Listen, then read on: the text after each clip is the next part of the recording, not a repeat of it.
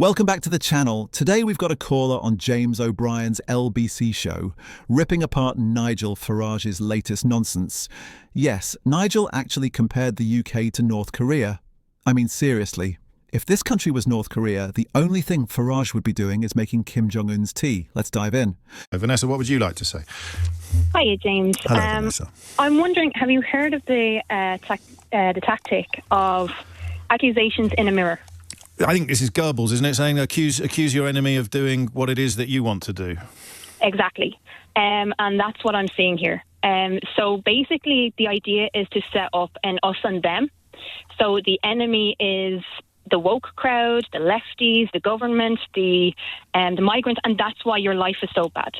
And so come and vote for me and I'll do things for you. That's the idea. So this government, you're not allowed to say what you want to say in this country anymore, and you can only sustain that as a political campaigning position if nobody asks you what it is you're not allowed to say. Exactly. And it's also a way of breaking down hate speech, saying it's free speech. There's a reason why we have hate speech laws. Yes, of course there is. Because they create harm. So the idea is, again, to create an us and them and for a new normal. So before Trump's first term, the idea of alternative facts wasn't a thing. And I always try to make the difference between common sense and good sense. Common sense, if you say it often enough and loud enough, it becomes common sense. Good sense is good sense. Things that make sense. This is a couple of messages saying every accusation is an admission, every accusation is a confession. So if you are in some ways this is too straightforward. If you are in the business of clamping down violently on free speech, then one of the best ways to avoid responsibility for it is to point over there and accuse someone who isn't of doing all the things that you actually are doing. Imagine if Keir Starmer was removing funding from universities because they were teaching facts that he didn't like, or they were hosting events that he disapproved of. It would be extraordinary. And yet that's literally happening in the country that's accusing us of having a free speech problem. What's the end game, though? What's it designed to achieve? Just power, more power. Why do the tech bros go along with it? So why are the oligarchs all on board? It is about power. It's about controlling the narrative. If you can control the narrative and what people think, that is power in itself. If we're protecting free speech, we couldn't possibly be the ones who are damaging it. And I mean, if you look at it, okay, Goebbels and Nazi Germany is one of the biggest examples, but if you look at it in Rwanda and what happened in Rwanda, what was happening was they were creating violent situations and then blaming their enemy on the violent situations and on terrorism. They had an entire radio station dedicated to doing so, of course. Yeah. And so when you create, for instance, the riots or the violence that you saw in and around the Southport issues and beyond that, and then they will say, oh, migrants are violent, migrants are criminals, we need to get out the migrants. So they're accusing their enemy and they're creating the enemy as migrants, as the state, because the state had to come in and stop them from burning a hotel. Then they're violent against us and we're just innocent people. What's hilarious here is how Farage and his fans keep screaming about free speech while demanding comedians, protesters and anyone they don't like get arrested. That's not free speech, Dad. That's free whining. And it's the same tactic Trump used. Play the victim, cry about censorship, then silence everyone else. Classic hypocrisy dressed up as patriotism. We're like you. And it's trying to create an us and them situation that come to us because we're like you. But I mean, the hypocrisy is almost too big to It's beyond hypocrisy. It is beyond hypocrisy. So you've got Farage writing an article defending Lucy Conley for literally calling for people to be burned in their beds. Yeah. And he called for someone to be arrested a couple of years ago for doing a comedy on a comedy programme. So the idea that there's any point in trying to intellectually analyse this process is absurd. But this is what makes it dangerous, James. A lot of people are saying it's hypocrisy. It is not hypocrisy. It is intentional manipulation, trying to change people's minds and see us as the victim, come to us. We're like you. How excessive does this sound? Oligarchs are currently trying to conduct a coup and seize global power so they can dispense with government and democracy as we know it. I mean, they already have the power. Political power isn't real power. Economic power is real power, and they already have economic power. So why would they overthrow governments when they're actually doing what the rich want them to do? And they Why don't would they need do to. that? I mean, if Donald Trump is the government, they don't need to overthrow it. They just need to pay homage to him occasionally. Starmer is the government, and he doesn't need to be overthrown because he's not introducing wealth taxes.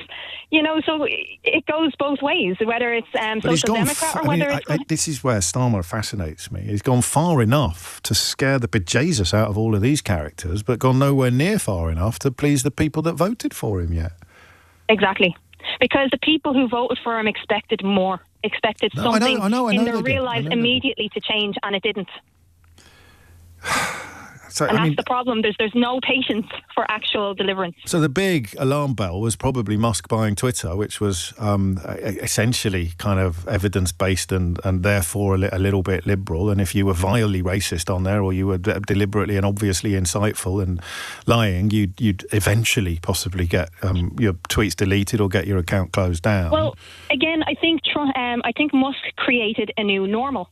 Yes. Just like Trump did in his first term, the new normal, where he got rid of fact checkers, where he got rid of red tape, what they see as red tape, and it was actually protecting vulnerable people on that platform. So there's a new normal, and now Facebook are following suit, YouTube are following suit, and that's one of the biggest issues there. And some of the camouflage is provided by the fact that the honest stuff is still up there, so it's not like a coup. But because of the algorithm, a lot of people don't see it. And it looks equal. It looks like yin and yang. It's giving equal credence to lies and truth. Views. To lies and truth. Yeah. And that brings us back to alternative facts. That's really strong. Thank you. Oh, Lord. I mean, thank you for your insights, but you've not exactly cheered me up on this question of why are they doing it. Is the answer likely to be less significant and less serious than the one Vanessa provides? Why would you do it? Why would a man... Look, I know he's profoundly...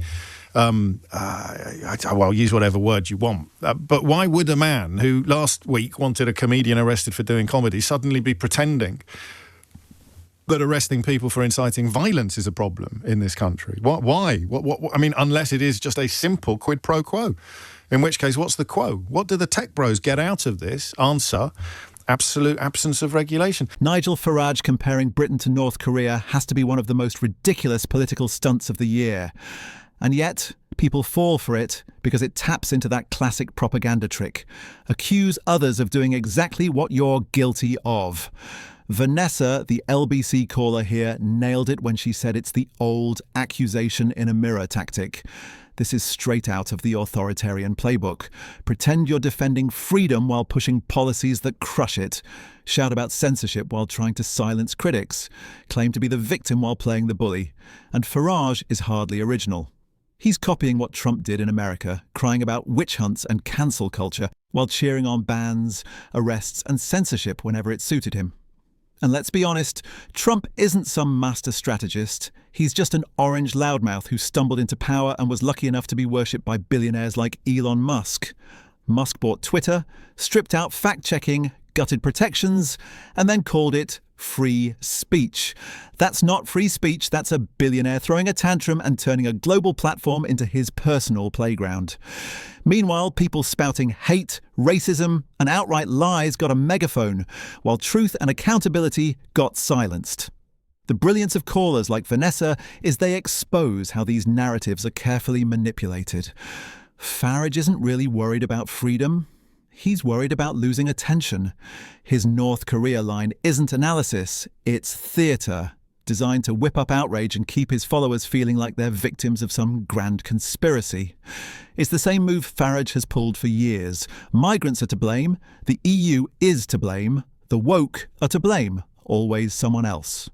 Meanwhile, James O'Brien does what Farage can't stand. He listens, he thinks, and he lets ordinary people dismantle the nonsense live on air. Vanessa calmly explains that hate speech laws exist for a reason, to protect people from harm. The idea that Britain is in some authoritarian nightmare is laughable when you compare it to actual regimes that jail, torture and kill dissidents. Farage whining about free speech while defending people who literally call for others to be burned in their beds is not just hypocrisy, it's dangerous. And here's the kicker. Farage once wanted a comedian arrested for a joke. Think about that.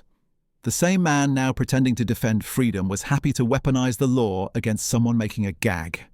That's not defending liberty. That's proving you don't even understand it. So what this call really exposes is that Farage and his allies don't want free speech. They want free license to say hateful rubbish without consequences. They want to shout fire in a crowded theatre and then act shocked when people say, hey, maybe don't set the theatre on fire. The bigger picture here is power. Trump, Musk, Farage, they all know that controlling the narrative is more powerful than holding office. If you can convince people you're the victim, if you can sell the idea that elites are silencing you while you broadcast your views to millions on national TV, you can manipulate your followers into believing anything. It's the oldest trick in the book, and sadly, it still works.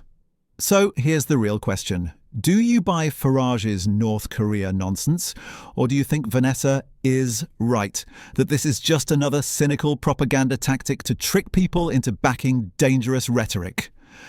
Let me know in the comments who you think made more sense in this debate. And while you're here, don't forget to like, share and subscribe, because unlike Farage, I actually want more voices, not fewer.